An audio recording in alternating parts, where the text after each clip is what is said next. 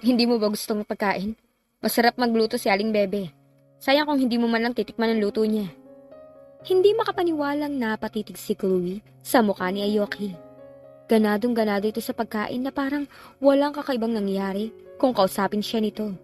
Para bang normal na normal lang para dito ang kumuha ng isang babae at wersahin yung manatili sa islang mistulang munting kaharian nito. Sa tingin mo ba makakakain pa ako nito sa kalagayan ko to? Tinaasan siya nito ng mga kilay, saka isinubo ang ebi tempura na nakaipit sa chopsticks nito at nginuya yun. Dapat mong samantalahin ang pagkakataong to. Mali mo bukas, hindi na kita pakainin. At kung hindi ka kakain, paano ka magkakaroon ng lakas para subukang takasan ako? Bago ko nga pala makalimutan. At bago ka matusta, sakaling subukan mo nga dumaan sa mga bintana ng silid mo mamaya para tumakas. May kuryente ang mga hamba ng bintana na na-activate sa sandaling i-activate ko ang security system sa buong villa. Maging ang mga pinto, ganun din. Walang sabi-sabing nilagyan nito ng chicken teriyaki, katsudon, ebi tempura, sushi, at kanin ng plato niya. Nilagyan din ito ng miso soup, ang soup bowl, sa tabi ng baso niya. Kain, utos nito. At bakit naman ako maniniwala sa'yo? Malay ko ba kung niloloko mo lang ako para hindi ko subukan tumakas? Matipid ng umiti ito pero puno yun ng panguuyan. Bahagya rin itong napangiwi sa ginawa niya. Sa tingin ko, naniniwala ka sa akin, Chloe. After all, you believe I was a good guy. Based on what a few people told you about me.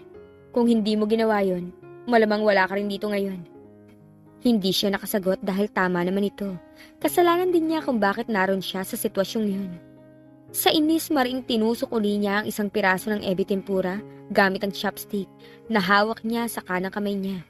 Samantalang sa kaliwa naman, tinusok niya ang chicken teriyaki. Nahihirapan siya sa pagkain niya. Hindi siya marunong gumamit ng chopsticks, pero mas pipiliin niyang itusok ang chopsticks sa mga mata niya bago siya humingi ng kahit ano mula rito. Will you please stop stabbing your food? Hindi na makakalaban yan. Matagal mo nang kakilala si Ami pero hindi ka pa rin niya pinaturuan ng paggamit ng chopsticks. Saang lugar ka ba niya pinapakain? Halatang naiinis sa tanong nito. For your information, hindi naman ako Hapones o Inchik para kailangan matutong gumamit ng chopsticks. Isa pa, hindi kami kumakain ni na Mother Ami sa mga Japanese restaurant, kaya hindi ko kailangan matuto. Well, from now on, you will have to learn. Hindi ako kakain sa mesa na may kasamang ignorante sa tamang paraan ng pagkain ng Japanese food. Pero sa ngayon, magkutsara at tinidor ka muna. Nawala na ako ng gana. Sana kulungan ko. Nakakunot noong tiningnan lang siya nito. Nang bumalik si Aling Bebe, kinausap nito ang babae sa Nihongo. Kung hindi ba naman talaga, sarap kutusan nito. Pinay naman ang tagasilbi at nagtatagalog, pero sadyang kinakausap pa talaga ito ni Aoki sa ibang wika, para lang matiyak na hindi niya naunawa ng mga ito. Ano kayang ibinibili nito sa babae? Ikandado siya sa basement at hagisan ang daga habang nagpapahinga siya? Pagbaling sa kanya ni Aling Bebe, sumenyas ito na sumunod siya rito. Ganun ba katindi ang katapatan nito kay Aoki at handa itong magbulag-bulagan sa ginagawa ng amo nito? Sa halip na sumunod kay Aling Bebe, bumaling siya kay Aoki. Nung kanya ipapakita niya ritong nasisindak siya rito. Kapag ginawa niya yon, para na rin siyang umamin ng pagkatalo. At hanggat hindi pa niya nasusubukan lahat ng options niya sa pagalis ng islang yun, hinding-hindi siya basta aamin ng pagkatalo rito. Lalo pa at inosente siya sa kasalanang ipinararatang nito sa kanya. Aoki, alam mo naman siguro na mali ito. Hindi mo to kailangan gawin sa akin. Hindi ko niloloko si Lolo Nimo. Wala ko namang masamang pakay sa kanya. You're not saying anything at all that might convince me of your innocence. Chloe Velasco. Kung ganun, paano ko mapapatunayan sa yung inosente ako sa paratang mo? You can't.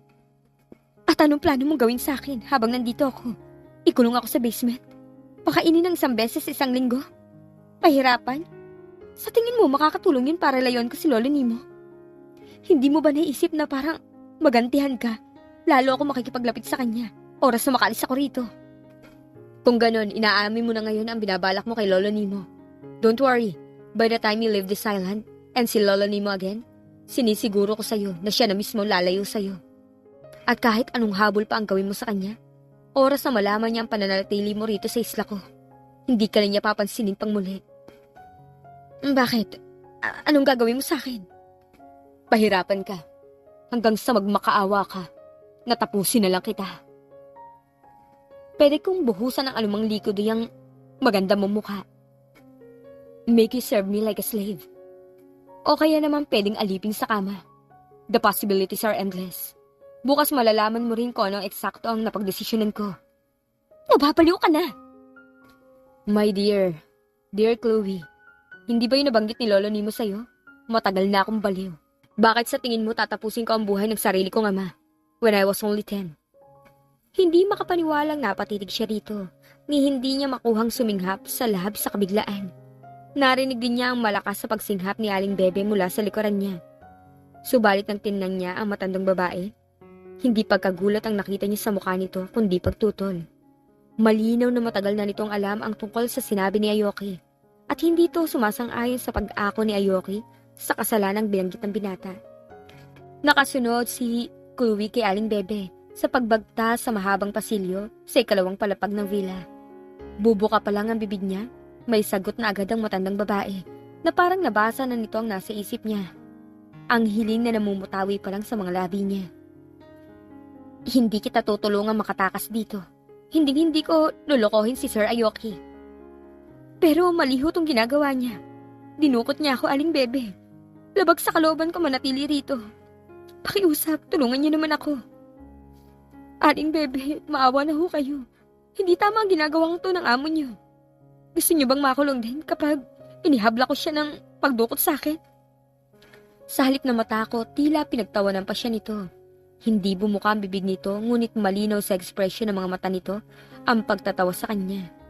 Kung sa bagay, ano nga ba naman ang laban niya sa isang Aoki? Sino ang maniniwalang dinukot siya nito?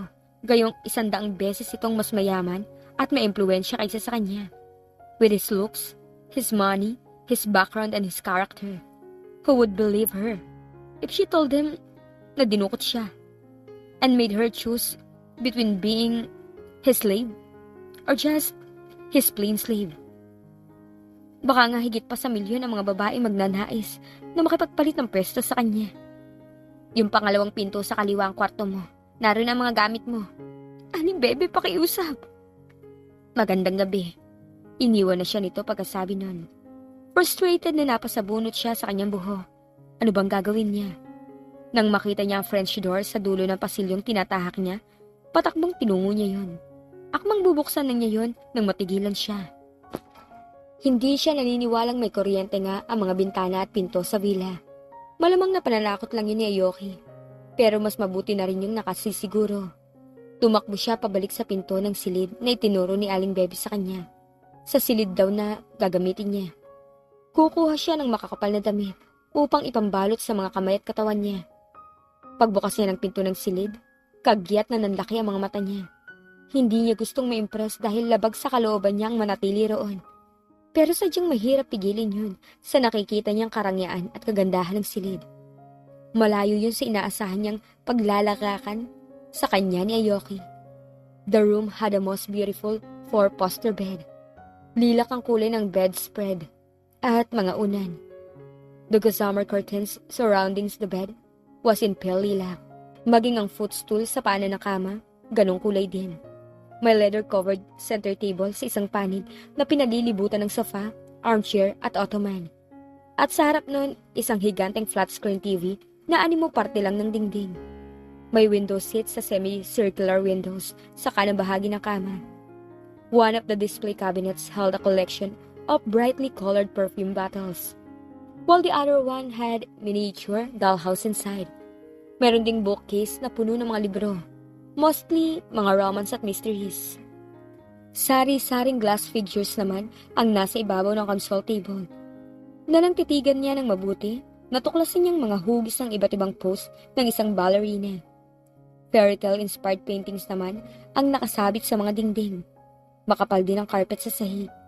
Hindi yun mukhang guest room lang. Misula yung salamin ng lahat ng mga bagay na gusto niya sa pangarap niyang silid. At sa isang iglap, ang pagdating ng realisasyon sa kanya. Hindi coincidence lang ang lahat ng yun. Sadyang ganun ang ayos ng silid dahil yun ang iniutos ni Aoki sa mga tauhan nito. Ibig sabihin, matagal na nito pinaplano ang pagdadala sa kanya roon. Masusing pinaimbestigahan siya nito, kaya alam nito ang lahat ng mga bagay na gusto niya. Kaya yun ang inilagay nito sa silid. But why would he do that if his only objective was to punish her for seducing his grandfather? Ano ba talaga pinaplano nito? Gagawin ba ng isang taong matindi ang galit sa kanya ang ganong kabusising paghahanda para sa pagdating niya? O yun talaga ang plano nito, ang lituhin ang damdamin niya? Ngunit may isa pang bumabagabag sa kanya. Kung ganun pinaiimbestigahan pala siya nito, hindi ba dapat batid na nito ngayon na wala silang relasyon ng lolo nito? Na hindi nanliligaw o ano pa man ang matanda nga si Ron sa kanya? Sino kaya yung tinutukoy nitong pinagkakatiwalaan nitong tao na nagsabi rito ng maling impormasyon tungkol sa kanila ni Lolo Nimo? Sinulyapan niya ang malaking unan sa headboard ng kama na tila nag-aanyayang ihimlay niya roon ang kanyang ulo. Magnanakaw muna siya ng idlip, mamaya na siya tatakas. Pinatay ni Aoki ang napangalahati pa lang niyang sigarilyo nang makita niya ang inaabangang figura na papalabas sa side entrance ng villa. Hindi naman siya chain smoker. Kadalasan, isang beses sa isang araw lang. Nais niyang tuluyan ng iwasan ang paninigarilyo. Hindi nga lang yun ganun kadali. Pambawas stress niya ang paninigarilyo, lalo at mabigat ang pressure na kinakaharap niya sa pagpapatakbo ng business empire niya. And since he met Chloe, tila mas nadagdagan ang mga dahilan niya para i-postpone ang pagsubok na tigilan ang paninigarilyo. Sapagkat may ilang bagay tungkol dito na bumabagabag sa kanya. Mga inconsistency sa kinikilos nito na hindi niya maunawaan. She was supposed to be a gold digger, and yet she steadfastly refused to accept the better offer he laid down before her. Tulad din ng pagtanggi nitong tumira ng libre sa townhouse niya sa Majestic Subdivision. Pati na sa mga mamahaling alahas na sinusubukan niyang ibigay rito nung pang-apat na date nila. Ngunit ang mga bulaklak, tsokolate at mga mamunting regalong wala pa namang malaking halaga tinatanggap nito. Hindi tuloy niya maiwasang isipin kung ano talagang tumatakbo sa isip nito. Was she trying to impress him by concealing her mercenary streak? Nang sa ganon, maisip niyang tunay na nga itong nagkakagusto sa kanya at hindi nakakita lang na mas magandang alternatibo sa lolo niya. Kung gayon nga, bakit hindi pa nito sunggaban ang alok niya rito kanina? Itinanggi pa nito ang akusasyon niya tungkol dito at sa lolo niya. And she didn't look believable. 3:00 na ng madaling araw at anumang sandali, lalabas na ito ng silid nito upang tangkaing tumakas. She was too stubborn and too feisty not to even try to escape. At dahil wala naman siyang intensyong saktan nito sa pisikal na paraan, hindi niya pinapa-activate ang security system ng villa. Malamang iniisip nito ngayon na nagsisinungaling lang siya tungkol sa kuryenteng nakakabit sa mga bintana at pinto. Kabisado niya ang buong isla, kahit pa nakapikit siya. Kaya kahit hindi siya gumamit ng flashlight, alam niya kung saan siya daraan. But he knew for a fact that she didn't. Dahil kabilang sa report na ibinigay sa kanya ni Lola Dorinda na madali raw maligaw ang dalaga. Kahit ilang beses na itong napuntahan ang isang lugar, naliligaw pa rin ito. Kaya marahil kumuha pa rin si Lou ng service nitong taxi nang tumakas ito ng hotel para may makasama ito. Teka, alam kong dito yung gate na pinasukan namin kanina. Saan na napunta yun? Bakit nawawala? Bahagya siyang napailing sa naririnig na pagkausap nito sa sarili. Talagang ang gate pa ang nawawala at hindi ito. Wala man yun sa dossier na ibinigay ng investigador sa kanya. Isa pa ang ugaling yun na agad niyang napansin dito. Ang hilig nitong magsalita ng malakas kahit nag-iisa. At mahilig din nitong makipagtalo sa sarili nito. Iisipin niyang weird ito kung hindi lang niya alam na maging sina Lolo Nimo may ganun ding habit. Humalukip-kip siya at prenteng sumandal sa puno ng makopa di kalayuan sa kinatatayuan nito. Have a hot date somewhere? I'm hurt, Chloe. Iwan mo agad ako? Nagulat na lumingon ito sa direksyon niya. Bumukas sa bibig nito na tila naghahagilat ng sasabihin. Huwag mo nang sabihin sa akin. Babalik na ako sa kwarto ko. At kapag may pagkakataon ako, sisirain ko lahat ng kamera na nakakabit sa bawat sulok ng sinumpang villa mo. Hindi yan ang daan pabalik sa villa. Papunta yan sa servant's quarter. Alam ko yun, no. Tinetesting lang kita. I doubt if you really do know that. Hindi pa naman kita nalilibot sa buong villa. Papuntang garahe yan. Allow me to escort you back, would you? Baka sa susunod dumiretso ka na sa dagat. Wala pa sa plano kung lunurin ka sa ngayon. Fine, sure. Mauna po kayo, kamahalan. Malamang natakot itong maligaw uli. Dinig niya ang pagbubusan nito. Hindi siya masyadong sigurado pero parang naririnig niya ang pagsumpa nito sa kanya. Sa pinakamalalim na parte ng karagatan. Pinigil niyang mapangiti. She was really a very beautiful woman. Lalo na kung kumikilos ito na parang hindi nito alam yun. Minsan, ginugulat siya nito nang nasusulyapan niyang kainosentihan nito. But the much more cynical part of him was telling him it was all just part of her ruse. Para makapang-akit. Don't try to escape from me again, Chloe. Hindi mo magugustuhan na maaari kong gawin sa'yo. Sinubukan ni Aoki na pigilin ang galit niya nang kinakabahang lumapit sa kanya ang isa sa mga tauhan niya upang sabihin hindi nito makita sa labas ng villa si Chloe. Kaninang gumising siya, dumiretso siya sa dagat para lumangoy. Nang dumaan siya sa guest room na tinutulugan ng dalaga at silipin nito, mahimbing pang natutulog ito. Subalit pagbalik niya mula sa paglangoy, agad siyang sinalubong ng isa sa mga katulong para sabihing wala sa silid nito ang dalaga. Agad niyang inutos na hanapin ang mga tauhan ng buong isla upang hanapin si Chloe. Alam niyang imposibleng makaalis ito sa isla. Gayunman malaki ang possibility na madisgrasya ito. His island was not that huge. Walang lugar doon na maaaring makapagtago ito sa kanya nang hindi agad niya ito makikita. Sir Aoki, nakita na namin siya. Pagbabalita ni Aling Bebe. Ito ang mayordomo niya sa villa, ngunit tulad ng iba pang tauhan niya, may sarili itong bungalow sa kabilang bahagi ng isla, kung saan doon din nakatira ang 3 anak nitong lalaki na pawang nagtatrabaho rin sa isa sa mga kumpanya niya. Kapag wala siya sa villa, sa bahay nito umuwi si Aling Bebe. Pero kapag nandun siya, sa servant's quarter ito tumutuloy upang madali niya itong matawag kung may pag-uutos siya rito. Nasaan siya? Nasa kusina siya sa likuran, sir. Nagluluto ng almusal. Nagutom daw kasi siya dahil hindi siya kumain kagabi. Ilang segundo wala siyang maapuhap na sabihin. All the while he thought she had tried to escape and had left his house. Yun pala naroon lang ito sa isa sa 2 kusina ng villa. Wala itong kaalam-alam na kanina pa niya ito pinapahanap sa buong isla. Nang silipin niya ito nang nagdaang gabi, nakita niyang basta na lang itong humiga sa kama.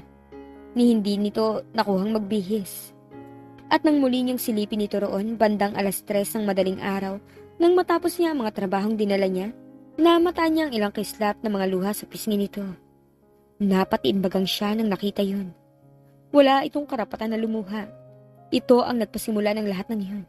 Kung hindi nito binilog ang ulo ni Lolo Nimo, hindi siya mapipilitang gawin yun. A greedy woman like her deserved all she could get. Ni hindi nga niya alam kung anong kahibangan na pumasok sa utak niya nang nagdaang gabi at naisip pa niyang alokin na lang ito ng sapat na halaga para layuan nito ang lolo niya. Sadyang mahusay itong magpaikot ng ulo ng isang lalaki. Maging siya muntik nang makadama ng simpatsya sa mga kwento nito.